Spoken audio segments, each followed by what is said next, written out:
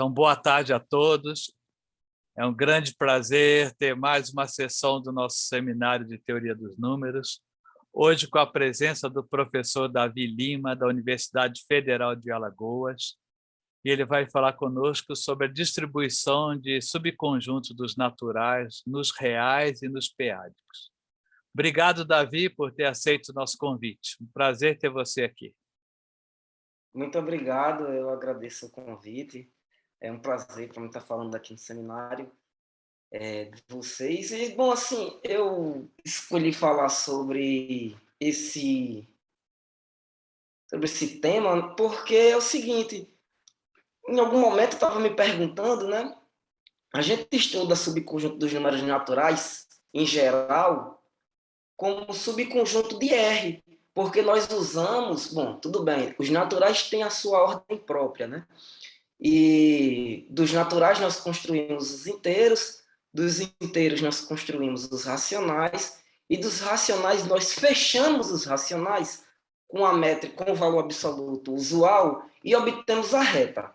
Então, meio que naturalmente, é nesse sentido que eu quero dizer que os naturais estão mergulhados em R. Certo, e quando a gente estuda como um conjunto se distribui em R, eu quero dizer basicamente como é que um subconjunto se distribui no próprio no conjunto dos naturais, olhando com sua ordem. Então, por exemplo, uma maneira natural de estudar a distribuição de um conjunto é olhando sua densidade relativa, sua densidade assintótica em relação aos próprios naturais. Uma outra maneira é estudar a densidade de Banach.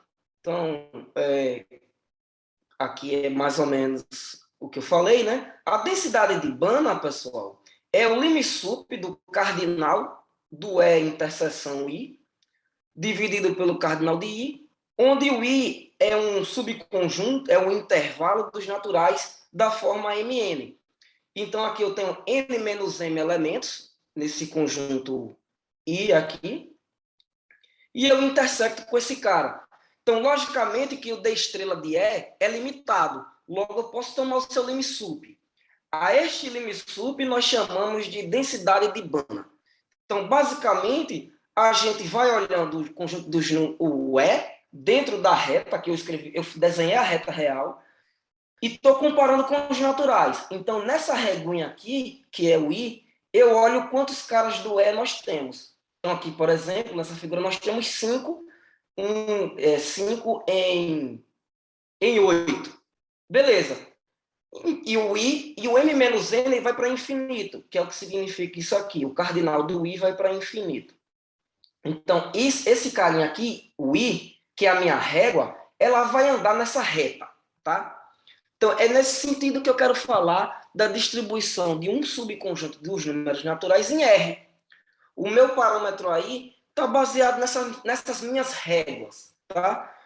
Um caso bem conhecido para a gente, de densidade de Banach, né, de caso particular, onde esse I varia de uma maneira mais comportada, em vez de ser esse tipo de intervalo, é a densidade assintótica, que é quando a gente olha o intervalo com o M fixado igual a zero.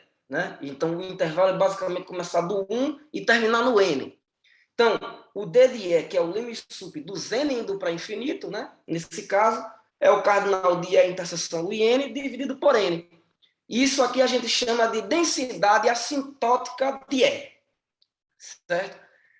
E alguns subconjuntos de números naturais, eles têm algum interesse especial. Então, no primeiro momento que eu estou falando aqui em R, eu vou olhar para um conjunto especial, que a gente vai conhecer já, vai dar um nome para ele. Tá. Bom, esses conjuntos especiais são imagens de funções aritméticas. Bom, esta primeira parte do trabalho é um trabalho em colaboração com o meu amigo André Contiero, da UFMG. Eu não escolhi sua melhor foto de propósito. De fato, eu tentei procurar a pior possível e eu achei essa aqui. Se ele tiver uma pior, depois eu vou procurar.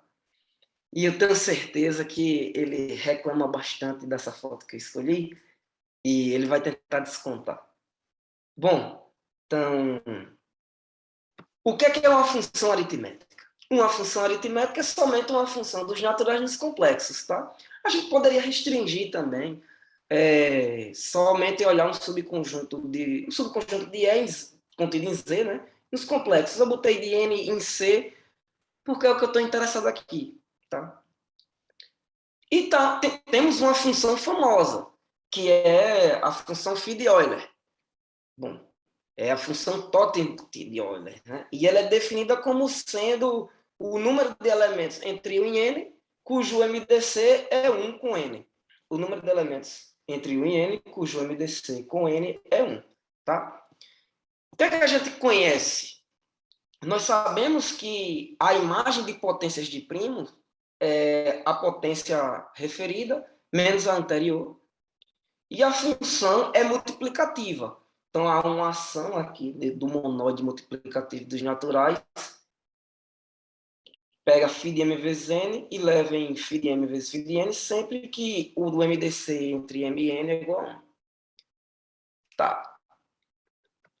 Por que essa função é interessante, né? Bom, primeira coisa é o seguinte, fatos simples, né, dos números da imagem da φ. Como a função ela é multiplicativa e eu conheço nos primos, então a gente conhece, basicamente, nós conhecemos a φ em qualquer número natural. Então, φ de n é n vezes o produtório de 1 menos 1 sobre p, onde p divide n. E daqui, né, decorre já que o φ de n é sempre 0 módulo 2 quando o n é maior ou igual a 3. Tá? Então, já é a primeira propriedade. E além disso, o φ de n é sempre menor ou igual que n menos 1. Né? E só é igual a n menos 1 quando n é primo. Beleza. Vamos definir a função a de m, que é o cardinal da imagem inversa do m pela φ. Ou seja, o a de m é o número de soluções da equação φ de x igual a m. Certo? Bom, a φ tem uma cara estranha, uma cara diferente. Quando a gente calcula, a gente obtém isso. E nós estamos calculando φ de x igual a m. Nós queremos encontrar soluções. Logicamente que nem sempre tem solução. Então, por exemplo, quando o nosso m é ímpar, como o φ de n é sempre par, a imagem inversa desse elemento que é ímpar é zero. Ou seja, quando m não está na imagem da φ de Euler, o a de m é igual a zero. Tá? Beleza. Então já é natural você querer entender quem é esse conjunto φ de n. Porque esse problema interessante, que é estudar o número de soluções da equação φ de x igual a m, só vai ter solução quando eu pegar alguém na imagem da φ. Beleza, maravilha. Então a gente vai escrever V, a imagem da φ, que é esse conjunto, o 1, 2, 4, 6, 8, 10, 12. Então aqui apareceram todos os números pares menores que 12. Você poderia achar, todos os pares estão lá? Não. O 14 não é um totient. O 16 é totient. O 18 é totient. Tem vários... Bom, né, e por aí vai. Beleza. Então, isso aqui é o que a gente chama de conjunto dos totents. E existem alguns mistérios em volta da φ, e desse conjunto V e dessa função A. Veja que A também é uma função aritmética. Então, um dos mistérios mais conhecidos em teoria dos números que envolve a função φ de Euler é a conjectura de Carmichael. Aqui eu escrevi Mistério de Carmichael, 1907 e 1922. Já já eu explico o que significa isso. O mistério de Carmichael é o seguinte. Existe M, totient, onde o número de soluções da equação φ de x igual a m é somente 1, ou seja, a equação φ de x igual a m tem somente uma solução. Eu consigo encontrar esse m? Ou seja, existe M, tá o quê? A de M é igual a 1? Bom, agora eu vou explicar por que eu botei essas datas. 1907 foi quando Carmichael afirmou isso. Não existe M, potente, tal que A de M é igual a 1. Essa é a afirmação do Carmichael. O Carmichael realmente acreditava ter provado isso. Só que algum leitor do trabalho dele viu um erro, ou não conseguiu e perguntou a ele. E ele disse, Carmichael, eu não sei por que você está correto nessa sua afirmação.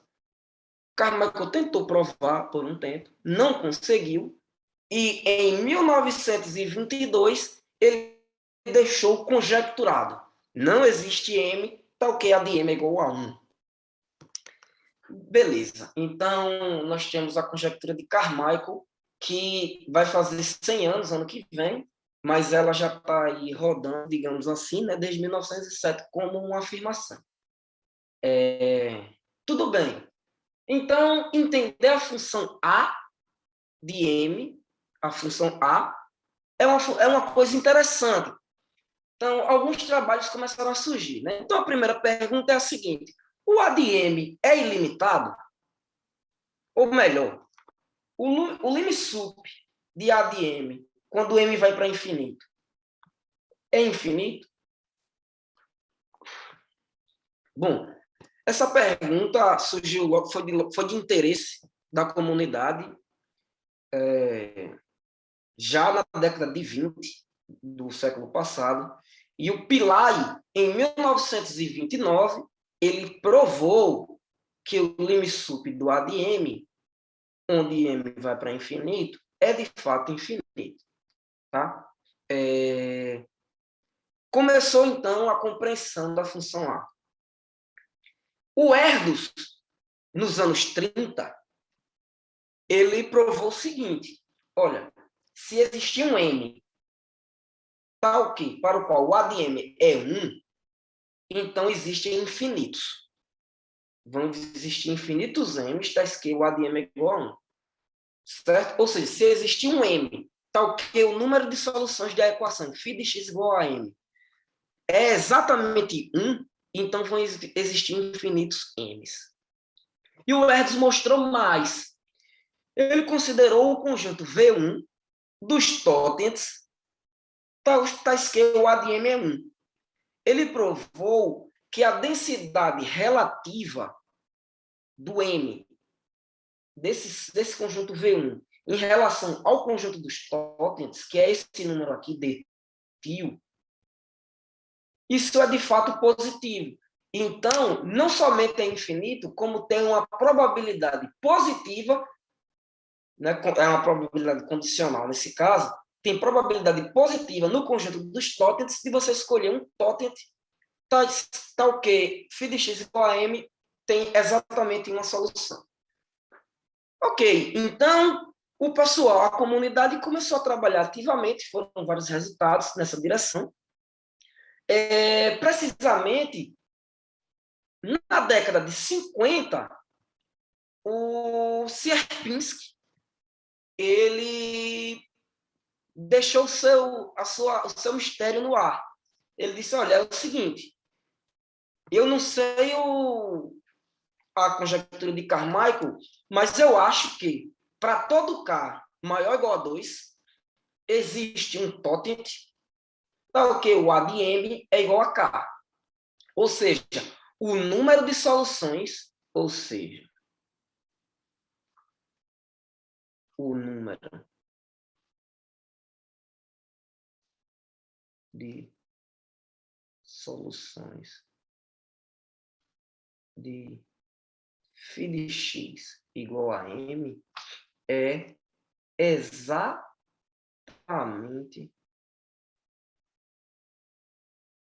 K. É isso que quer dizer isso. Então, ficou em aberto mais ou menos 40 e poucos anos, até que o Kevin Ford, em 99, ele provou que, de fato, o mistério é verdadeiro. né? Tipo, aquilo que não era sabido, de fato acontece. E mostrou mais. A densidade também, a densidade relativa também é positiva. Então, veja só, exceto pelo caso K igual a 1, que é a conjectura de Carmichael, né, que diz o contrário disso, esse mistério que envolve a função A está resolvido. Né? No caso aqui, o mistério de Sierpinski foi completamente desvendado. Beleza. Então, nós já... Bom, o meu amigo André, ele me chamou para ir ao carnaval, né, lá em Belo Horizonte, para pular o carnaval dessa maneira, estudando algumas coisas que envolvem a função phi de Euler. Então, aqui está alguns dos nossos registros. Aqui a gente... Isso aqui é o seguinte, só para ilustrar. Há uma coisa. O que é importante para a gente estudar, né, esse problema? É importante nós entendermos a imagem inversa da phi. Só que ela é muito intrincada. O que é que acontece? A imagem inversa da phi, vai me dar uma árvore, um objeto combinatorial, que nós não sabemos tratar, por exemplo. Isso aqui nós não andamos com isso. Mas há essa ideia de você tentar estudar a imagem inversa de Totens usando um objeto combinatorial que é a árvore de suas imagens inversas. Em algum momento você para e nós sabemos, por exemplo, que essa árvore tem ramos infinitos. Por exemplo, cada elemento desse é um totem, ou está na imagem inversa de um totem, que digo. Então, por exemplo, o 1 ele tem assim, tem alguns caminhos infinitos que ligam o 1. Então, o 1 ele pode continuar no 1, se bem que isso aqui seria só um loop, né? No 1 tem um loop, mas no 1 eu posso chegar a partir do 2, que eu posso vir a partir do 4, que eu posso vir a partir do 8, que eu posso vir a partir do 16. Então, isso aqui é infinito, porque φ de 2ak é 2ak menos 1. Então, a imagem inversa, se você sair iterando a imagem inversa do 1, você tem um ramo infinito dessa árvore. Tá? Bom, isso é uma outra maneira de estudar a imagem inversa da φ, que eu não sei como é que procede. Bom, tudo bem. O que é que a gente pode fazer para entender, então, alguns desses mistérios aqui, pessoal? Como é que a gente poderia entender o mistério de Sierpinski ou a conjectura de Carmichael, né? Se o pessoal já vem estudando há tanto tempo? Bom, além dessa maneira da árvore, você pode fazer o seguinte: uma vez que a φ é sempre 0 módulo 2, você pode pegar uma estratificação doisádica dos totens. O que significa isso, Davi? Considere VL. Agora, VL, para mim, vai ser o conjunto dos totens que são congruentes a 2AL, módulo 2AL mais 1. E isso é equivalente a dizer o seguinte: a valorização doisádica do M é L. Então, a gente estratifica os totens em sua valorização doisádica, certo? Então, VL é o conjunto dos totens cuja valorização doisádica é L. Ok. Então, é natural tentar estudar o comportamento dos totens em cada classe de valorização doisádica. Por quê? É o seguinte: quando você pega um número... vou pegar um número composto aqui. Ele vai ter um fator ímpar, com um fator ímpar, né? Porque poderia ser uma potência de 2. Com um fator ímpar. Assim, vamos lá, deixa eu mostrar uma coisa aqui. Você pega um número da forma 2 elevado a L vezes R. Isso vai dar 2 elevado a L menos 1. Vamos supor que esse R aqui é maior ou igual a 3. O que acontece com a valorização 2ádica do φ de 2 elevado a L vezes R? Isso aqui vai ser maior ou igual que a valorização 2ádica do 2 elevado a L vezes R. Certo? Então, a tendência de você pegar um totient que está em VL, a tendência dele sair é grande. Porque a φ, ela transforma os números, ela pega um número e deixa ele mais par, digamos assim. É claro que exceto pelas potências de 2, né? Que sempre vão caindo. Então, estudar o conjunto VL pode ser uma tarefa difícil. Então, a primeira pergunta natural é a seguinte: se você pode estudar aquela função A de M dentro de uma classe de valorização 2ádica dessa.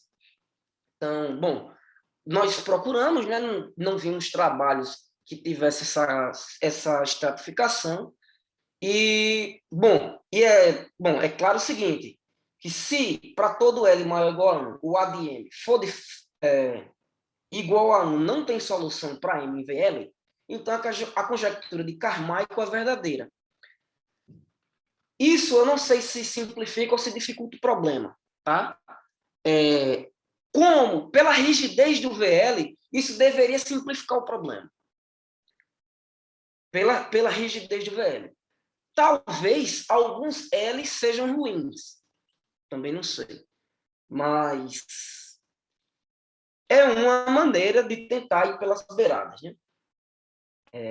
Ok. Então, primeira pergunta, vamos para a parte que já está feita. Né? O que acontece em VL para o que já é conhecido? Por exemplo, o resultado de Pillai é verdadeiro? É o limite sup de A de M, onde M é um totient de valorização 2ádica igual a L. Esse limite sup é infinito? Nós não sabemos, né? Então, vamos lá. O trabalho consiste em entender um pouco melhor essa pergunta. Então, em segundo momento, eu gostaria de entender, nós gostaríamos de entender a ordem do VL, tá? Até X. Quantos elementos aparecem até X? Tá? Isso aqui é a notação Lausanne, que significa que o valor absoluto é menor que constante vezes o valor absoluto da G. Ok. Então, vamos lá. Então, o caso mais simples, pessoal, é quando o L é igual a 1. Quando o L é igual a 1, um exercício relativamente simples, você mostra que o A de 2R, ou seja, L igual a 1 significa que um número não é múltiplo de 4. Ele é par, mas não é múltiplo de 4. Neste caso, o A de 2R ou é 0, ou é 2, ou é 4. E nós conseguimos classificar os elementos da imagem inversa. Então, por exemplo, o A de 2R igual a 2 implica que a imagem inversa do 2R é uma potência de primo e 2 vezes essa potência de primo. P é um cara maior ou igual a 3. E quando o A de 2R é 4, o 2R mais 1 necessariamente é primo, e a imagem inversa do 2R é o 2R mais 1, que é primo, é uma potência de primo, onde essa potência aqui, M, esse M aqui é maior que 1, vai ser o dobro desse primo, que é o 4R mais 2, e o dobro desse primo, e o dobro dessa potência de primo, 2Q elevado a M. Então, com esse exercício, usando o teorema do número primo em progressões aritméticas, a gente consegue caracterizar esse conjunto aqui. É o conjunto dos totents, que são da forma 2R, o R é ímpar, né? E o A de 2R é K. O K só pode ser 0, 2 ou 4. Aqui eu só vou estar considerando o K igual a 2 e o K igual a 4. Porque uma informação, a maioria dos números não são totents. Tá? A densidade assintótica dos totents é 0. Bom, Como usualmente π de x denota o número de primos menor ou igual a x, e nós temos o seguinte, a gente coloca uma tabelinha para rodar, a gente vê o seguinte, que o conjunto o V21x sobre π de x está indo para o meio. Só para lembrar, o que é o V2x? Né? V21x. V21 é o conjunto dos tótens 2R, onde o A de 2R é igual a 2. Ou seja, lembrando, eu estou caracterizado por essa condição. A imagem inversa, ou é P elevado a M, P elevado a M, ou tenho 2P elevado a M. Então, usando isso, esses primos aqui, ele também tem que ser da forma 3 módulo 4, tá, pessoal? Porque se você pegar um primo que é 1 módulo 4, φ dele, ou φ dessa potência, vai ter um P menos 1. Né? Quando você calcula, fica P elevado a M menos 1 vezes P menos 1. Deixa eu escrever aqui. φ de uma potência de primo, né, para lembrar, é o P elevado a K menos 1 vezes P menos 1. Isso me diz o seguinte, que se o P for 1 módulo 4, esse cara é 0 módulo 4. E, neste caso, eu estou com os tótens que são 2 módulo 4. Então, o P aqui tem que ser 3 módulo 4. E, de fato, há uma correspondência bionívoca nos primos e nos tótens, né, por aquela conta. Então, é essencialmente bionívoca. Usando o teorema do número primo, mas algumas pequenas contas, a gente prova o primeiro teorema, que diz que, de fato, o que acontece na tabela é um resultado teórico. Né? Então, o V21x é assintoticamente igual à metade dos primos. Certo? Então, isso significa que a densidade relativa é meio. Certo? E tem mais. O conjunto dos tótens, que são 2 módulo 4. E tem 4 elementos na sua imagem inversa, é igual a Ozinho do V2. Ou seja, esse quociente aqui, esse número, dividido por este número, vai para zero quando x vai para infinito. Então, a maioria dos tótens, que são 2 módulo 4, tem exatamente 2 elementos em sua imagem inversa. É isso que quer dizer essa última condição. Tá? Mais uma vez, a maioria dos tótens, que são 2 módulo 4, e cuja imagem inversa tem exatamente 2 elementos, são a maioria dentre todos eles. Esse foi o primeiro teorema, foi fácil, em particular, né, o limsup do A de M aqui é 4. Não é infinito. Então, o caso L igual a 1, tá ok. E não foi difícil. Foi simples, foi fácil. E o que é que acontece com o caso L igual a 2? Né? Eu já escrevi aqui as perguntas. O limsup de A de M, quando M está em VL, é infinito? Qual é a ordem de magnitude, pelo menos uma cota superior do VL? Que seja útil, né? Uma cota para o VL que seja útil. Então, agora nós vamos nos concentrar nesse caso, L maior ou igual a 2, que está longe de ser simples e explica um pouco da dificuldade do Carmichael e de Sierpinski e de questões envolvendo essas conjecturas. Bom, nós perguntamos, quando eu estou falando assim, porque, de fato, assim, nós queríamos entender o problema, mas nós nunca tínhamos estudado teoricamente essas coisas. Então, de fato, nós precisávamos de algumas ideias, né? Assim, de se faz sentido estudar o problema ou não.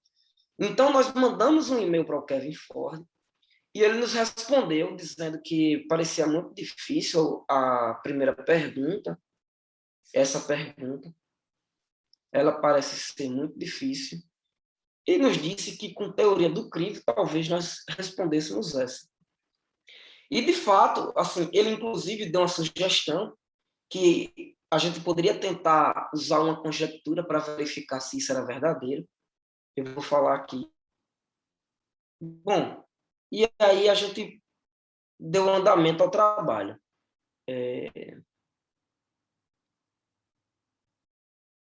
Então, a primeira coisa que a gente faz é o seguinte. Se o limsup do ADM é infinito para algum L, então o limsup para todos os L's que vêm depois é infinito também. Por que isso? É o seguinte, pessoal. Também é uma conta, né? Então, assim, você vai tomar um totem em VL, tal que o ADM é K, certo? Como o limsup está indo para infinito, a ideia é que você pega um K, a gente sempre fixa um K qualquer, esse K é arbitrário, tá? Pode ser qualquer coisa.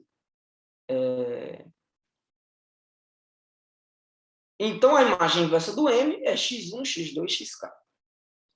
Então, é o seguinte, se P é 3 módulo 4, vamos pegar P 3 módulo 4, que não divida nenhum desses xis, tá? Então, o φ de P vezes xi, como a MDC entre P e xi é 1, vai ser P menos 1, que é o φ de P, vezes o φ de xi. Como P menos 1 é 2 módulo 4, eu cresço a valorização 2 árica somente em uma unidade. E o M está aqui, ó, que tem valorização L. Então, neste caso, o φ de P vezes xi vai ter valorização 2 árica, L mais 1. Ou seja, está aqui, ó, P menos 1 vezes M pertence ao VL mais 1. E então, o A do P menos 1 vezes M é maior ou igual a K. Porque P vezes xi, φ de P vezes xi, P vezes xi está na imagem inversa de P menos 1 vezes M. Então, se o sup desse cara é infinito, aqui também está indo para infinito. Então, ok, beleza. Temos uma informação. O que mais a gente pode obter, né? Então, vamos introduzir aqui o que significa família admissível de formas. Aqui eu estou com formas lineares. Então, uma família, que aqui eu escrevi f de x igual a bx mais ai, inteiros, né, positivos, é chamada admissível se não existe n maior que 1 que divida o produto dos fi de s e de 1 a k. Então, você vai olhar essas funções, esses mapas, vai aplicar nos números inteiros. E aí você multiplica todos eles, que é esse número. E ver se existe algum n que divida isso. Se não existir, ok.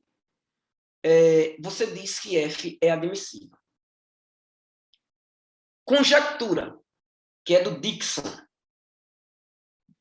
Se você tiver uma família admissível, então existem infinitos números primos, infinitos m naturais, para os quais a imagem desse m, pelas formas, são primos. Ou seja, você coincide F1 de M é primo, F2 de M é primo, FK de M é primo, nos mesmos valores de M. Davi, essa conjectura do Dixon é forte? É muito forte. Por quê? Essas duas formas aqui, elas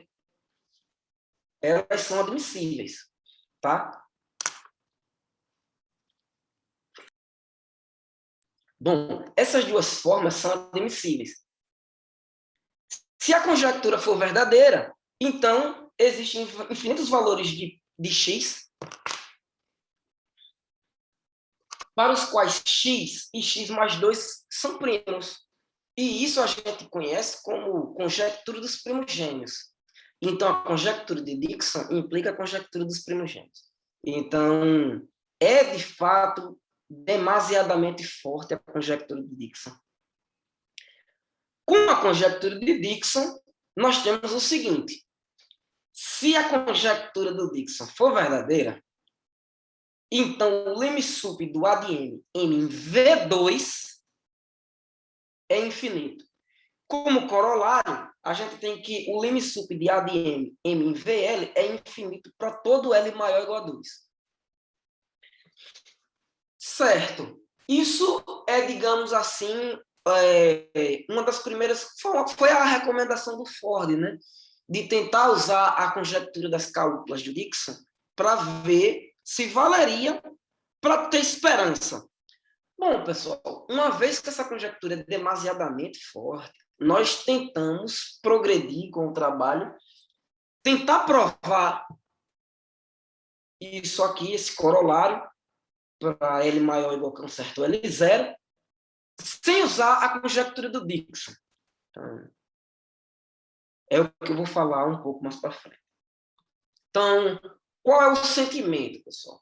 Quando a gente estuda o paper do Pillai, a gente vê claramente a importância da valorização doisádica variar. Se a valorização doisádica não varia, então a prova do Pillai falha. Beleza. E o que é que a gente pode fazer? Então, primeira coisa é provar esse sentimento aqui, digamos assim, né? Que é o seguinte, vamos supor que existe uma função de RR, cujo limite vai para infinito, e vamos supor que esse número aqui, que é essa soma, SL de xi, é a soma dos A de M, M em VL de xi, isso seja maior ou igual que o cardinal do VL de xi, vezes o F de xi, tá? Xi é uma sequência crescente que vai me dar o limite. Se essas duas condições ocorrerem, então o limsup do A de M vai ser infinito, onde M está em VL. Qual é o ponto crucial e por que isso é importante? É que se você vai ter que ter uma coisa dessa, porque na prova do Pillai, por exemplo, você permite que em cada classe de valorização você só tem uma quantidade finita. O ADM pode ser grande. ADM pode ser grande.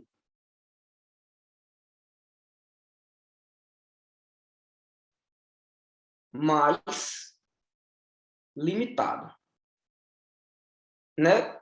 Tranquilo. Cada classe de valorização doisádica, o ADM pode ser grande, mas limitado. Isso na prova do Pillai. Uma vez que ele faz o L correr, esse número aqui, que é grande, mas é limitado, também cresce com o L. Então, o ponto crucial da prova do Pillai é que isso aqui, digamos assim, eu vou colocar um Lzinho, vai para infinito com L, se você permite esse M depender a classe de valorização doisádica do L crescer. Então, esse é o ponto-chave. Então, a prova do Pillai falha. Para resolver isso, nós começamos com esse lema. Isso aqui é basicamente um lema, né? Basicamente é o que é crucial do coração que a gente fez. Começamos com isso e nós queremos encontrar essa F. Então, nosso objetivo é: quem é a F?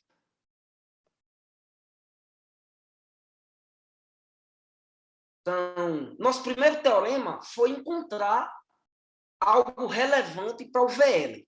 Então, a ordem do VL, a magnitude do VL, é menor ou igual, é no máximo constante vezes x sobre log x, log x elevado a L. E como corolário, nós temos que o V de x, que é o conjunto dos totens, dividido pelos totens, cuja sua valorização doisádica é L, isso sempre vai para infinito. Ou seja, tem muito mais caras desse do que desse. Esse, pessoal, essa função aqui, V de x sobre VL de mx, qualquer que seja o m aqui, é o candidato a F. Ele vai ser o candidato a F. Tá? E a prova do corolário é combinar o que a gente prova aqui com o que o Mayer e Pomerance descobriram. Eles provaram que o Vx é x sobre log x, exponencial de constante mais ozinho 1, log x quadrado. Então, quando você toma log desse com log desse, isso aqui fica linear em log x, enquanto esse cara aqui vai ficar... Não, esse cara aqui fica exponencial de grau 2 em log x, enquanto esse fica linear. Então, esse cara aqui ganha desse. É essa a prova. E esse corolário é o que dá esperança. Bom, então, para lembrar aqui para vocês, o SL de x é a soma dos A de m, onde m percorre o VL de x. Basicamente, pessoal, isso é o número de soluções de uma inequação, que é a inequação φ de z menor ou igual a x, onde o x, onde esses caras, φ de z, só percorrem tótens em VL. Certo? Então, esses objetos eles aparecem baseados nessa inequação. Veja só, essa soma aqui está bem definida, porque essas potências de 2 elas vão ter que acabar em algum momento, que é o conteúdo dessa próxima página. O SL de x vai ser 0 para L maior que um certo K0. E esse K0 é log de x sobre log de 2. Tá? E o que é que nós enxergamos com o SL? Se o SL de x fosse sempre menor que o V de x sobre 2AL, onde o L está fixado entre 1 e K0, então a soma dos SL seria menor que EV de x, certo? Porque a soma dos recíprocos das potências de 2 é menor ou igual a 1. Por outro lado, quando você soma em L isso, essa parte aqui, isso me dá o número de soluções da seguinte inequação. Ó, esse número, vou fazer aqui numa página do lado, S de x igual a soma de SLx, L maior ou igual a 1, é o número de soluções da inequação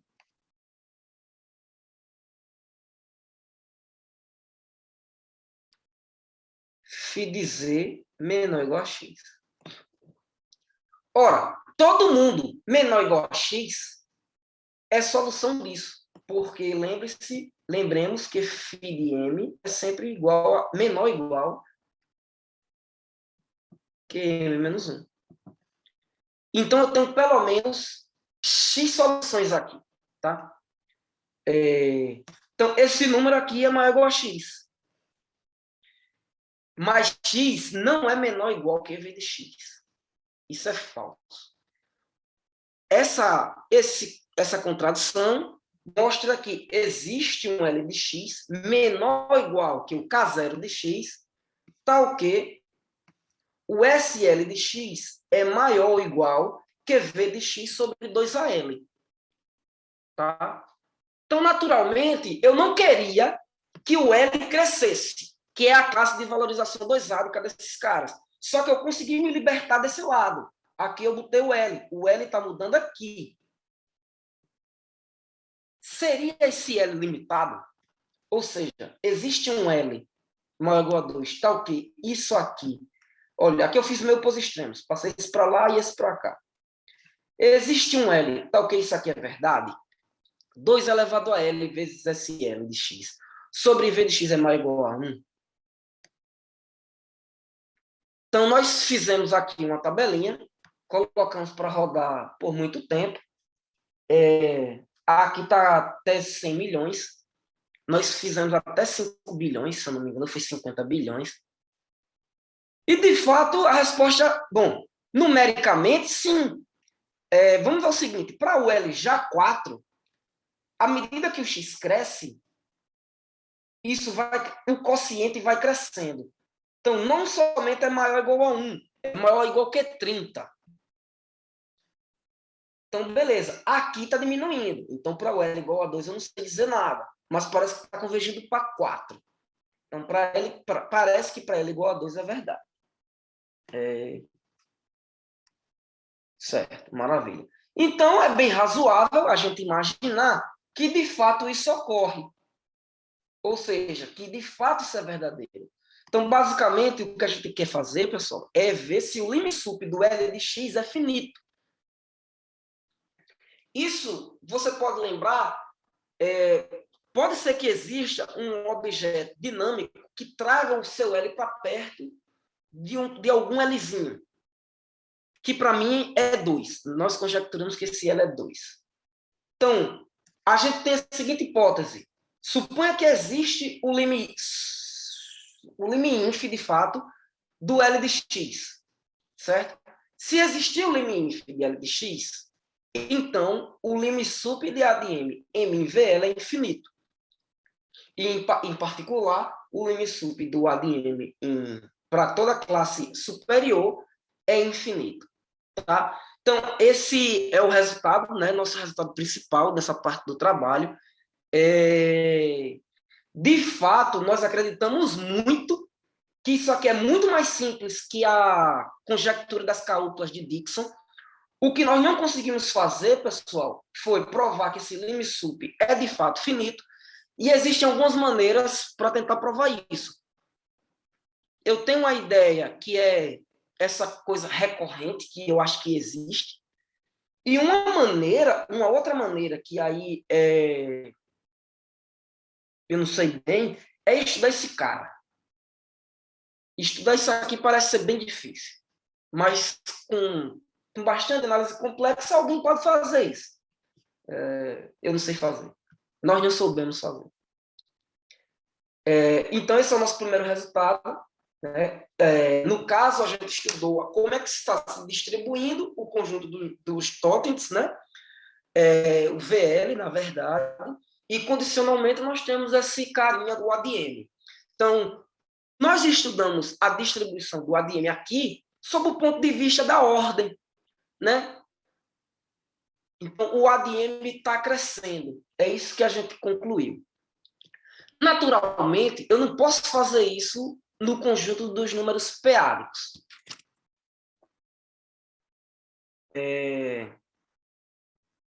Naturalmente, eu não posso fazer isso no conjunto dos números p-ádicos, porque os naturais é limitado dentro dos p-ádicos. Essa parte é mais curta. Aqui está o conjunto, como é que a gente constrói o conjunto dos números p-ádicos, né? A gente tem uma valorização p-ádica natural, que olha a maior potência de P que divide N, e a partir desse valor absoluto, a partir dessa valorização, nós estendemos em que essa valorização dessa maneira. A valorização p-ádica de um racional é a diferença entre a valorização p-ádica do numerador com o denominador, e nós definimos um valor absoluto como sendo, nos racionais, como sendo isso. Então, como eu tinha falado anteriormente, quando a gente vai falar de convergências e tal, em geral a gente está falando nas coisas na reta. Então, a gente fecha aqui com o valor absoluto real. No nosso caso aqui, nós vamos fechar aqui com essa métrica, que vem do valor absoluto PA, beleza? Então, o que significa isso? Um número ele é muito pequeno quando ele é muito divisível por P. É essa a interpretação. E dois números estão muito próximos, né? Melhor, os números estão tão próximos quanto se queira, de acordo com sua maior potência de primo que divide a diferença. Beleza. Então, QP é o completamento de Q nessa métrica, e a gente chama isso de conjunto dos números p-ádicos. A bola p-ádica unitária se chama inteiros p-ádicos. É o conjunto dos números inteiros p-ádicos. E contém Z naturalmente. O que é que tem de curioso nisso tudo? Aqui eu estou escrevendo F de N como sendo fecho. É um mergulho, né? Eu posso mergulhar no subconjunto, nos números p-ádicos, olhando seu fecho. Já que os números naturais, sob o ponto de vista do cardinal, não muda se eu mergulhar nos p-ádicos. O fecho dos naturais é justamente o ZP. Em particular, o fecho dos inteiros é o ZP. Então, veja a diferença. Olhar o fecho dos naturais em R dá os naturais, não muda nada. Olhar o fecho dos naturais em QP dá o ZP. Ah, será que cresceu? Cresceu, pessoal. O ZP ele é um conjunto de Cantor ele é não enumerável, totalmente desconexo, ele é uma união de P cópias suas, de P de suas cópias. Existem modelos euclidianos para ele, e mudou tudo, porque os naturais são densos. Então, a pergunta é, como é que eu conseguiria estudar? Logicamente, você pode estudar com densidade, etc. Mas, em termos de distribuição, né? Um subconjunto dos números naturais em QP. Bom, essa parte do trabalho é em colaboração, que a gente está em um trabalho em andamento com o meu amigo Alex Samúdio, da UF. Eu também vou escrever fecho P para dizer que é o fecho P-ádico. E uma coisa que é importante que a gente saiba é o seguinte: há uma expansão em série de potências, né, do X, quando o X é um número P-ádico. E, se eu não me engano, o registro histórico é que o Kurt Hensel tentou imitar as séries de Loran para definir esse conjunto. Então, o QP, no caso. Então, o CP é o conjunto dos números A0 mais A1P mais A2P quadrado mais AJP elevado a J, por aí vai. Então, por exemplo, 1 mais 2 mais 2 ao quadrado mais 2 ao cubo, por aí vai. Né? Vamos chamar isso aqui de S. E aqui em Z2. Aqui eu quero olhar em Z2. Conjunto dos inteiros de dois árabes. Então, se a gente chamar Sn de 1 mais 2 mais 2an, isso dá 2 elevado a n mais 1 menos 1. Então, o Sn mais 1 é o 2 elevado a n mais 1. Quando a gente olha o seu valor absoluto, PA, 2A, isso é muito divisível por 2. Esse cara aqui é muito divisível por 2. Quando n vai para o infinito, isso vai para zero. Isso significa que esse cara aqui está indo para zero. Isso significa que o S é igual a menos 1. Então, em Q2, 1 mais 2 mais 2 ao quadrado mais 2 ao cubo, isso é igual a menos 1. Isso pode ser anti-intuitivo, mas nós precisamos nos libertar do que a gente conhece. Né? Isso é uma abstração de um novo conjunto que a gente construiu. Os naturais... Davi, deixa eu te... É que nós estamos prestes a acabar nosso tempo aqui, então eu pediria para você acelerar um pouquinho, tá bom? Okay, desculpa aí pelas pressões do tempo. Nada, sem problemas. Então, a pergunta é, como é que a gente estuda, né, essa distribuição? Então, é natural, uma vez que a gente está num conjunto que é totalmente desconexo e tal, a gente estudar sob o ponto de vista de medida, ou teoria da dimensão e tal. Então, aqui a gente tem MP, é a medida de Ra do ZP, e a gente sabe que ela é uma medida invariante para qualquer translação sobre o ZP. E lembrando que a densidade de Banach é justamente o limite desses caras. Então, o nosso teorema aqui, para terminar a apresentação, é o seguinte: você pega um subconjunto de números naturais, olha o seu fecho P-árico, então a densidade de Banach de E é naturalmente menor ou igual que a densidade de Banach do fecho de E interseção N, e aqui tem a parte não trivial. Isso é menor ou igual que a medida do fecho P-ádico, a medida de Ra do fecho P-ádico de E. E mais, quando o fecho P-ádico de E é aberto e fechado, então nós temos a igualdade. A densidade de Banach coincide com a densidade assintótica, e isso coincide ainda com a medida do fecho P-ádico. A prova, basicamente, tem elementos combinatoriais, de você pegar coberturas. Bom, quando você pega essas coberturas, você continua, você usa propriedades de medida aqui. Olha que o fecho pode ser coberto por essas interseções. E como você consegue cobrir o fecho com interseções, você tem que o fecho P-ádico, interseção, um intervalo de números naturais, pode ser coberto por uma união de bolas intersectado com isso. Então, vira um lema combinatorial de contar quantos elementos esse cara tem.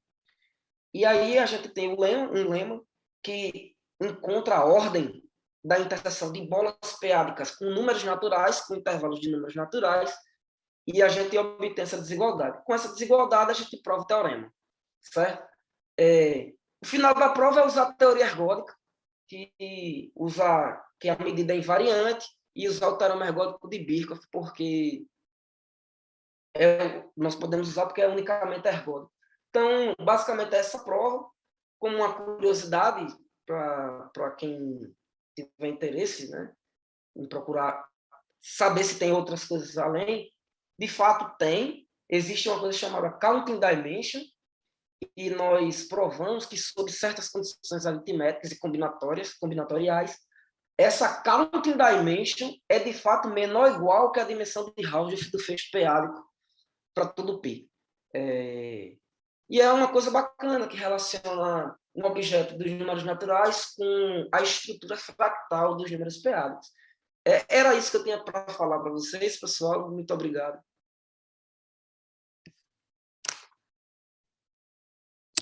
Obrigado, Davi. Muito bom. Não dá para bater palma todo mundo, mas realmente foi muito bacana, muito interessante. Deixa eu abrir agora para comentários e perguntas. Tá ok. Olha, a Ana fez um comentário aqui. Deixa eu ver se eu consigo abrir o da Ana aqui.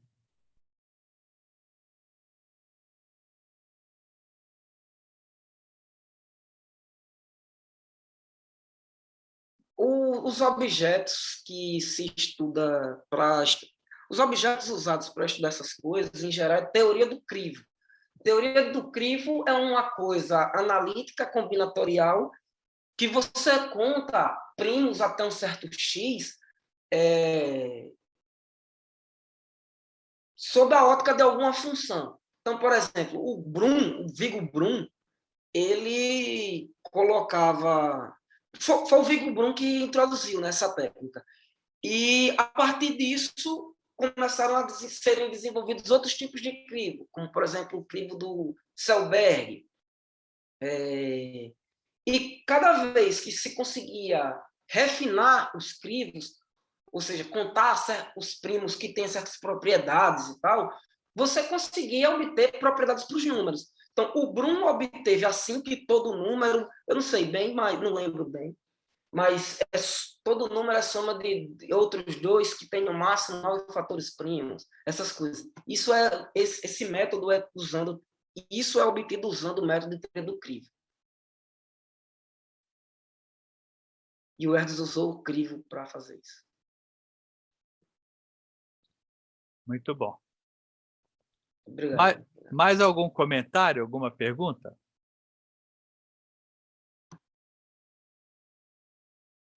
Sabe, Davi, para mim não é nem um pouco intuitivo poder ter informações sobre AM igual a K, para K maior que 2, todos, e não ter para AM igual a 1. Isso, para mim, não consigo ver uma razão para isso. Pois é, a gente também não. Porque a imagem inversa... Eu estava pensando, né? A imagem inversa da φ, ela é misteriosa, mas a imagem inversa de quase todas, de muitas funções aritméticas, tem tudo para ser misteriosa. Né? Porque essas funções, em geral, elas são longe de ser injetivas, têm propriedades intrincadas dos números, né? Para dar certo valor. Então, fica muito difícil entender a imagem inversa. Eu sei que as técnicas são bem duras de entender. A prova do Kevin Ford eu achei bem difícil. Não, dá para ver pelo que você apresentou, que são ideias bem complexas. Né? Tá bom, pessoal. Vamos agradecer ao Davi mais uma vez. Muito obrigado, Davi, pelo seu excelente seminário. E nos vemos todos na próxima quarta-feira, às 14h. Um abraço, pessoal. Tchau para todos. Tchau, pessoal. Muito obrigado.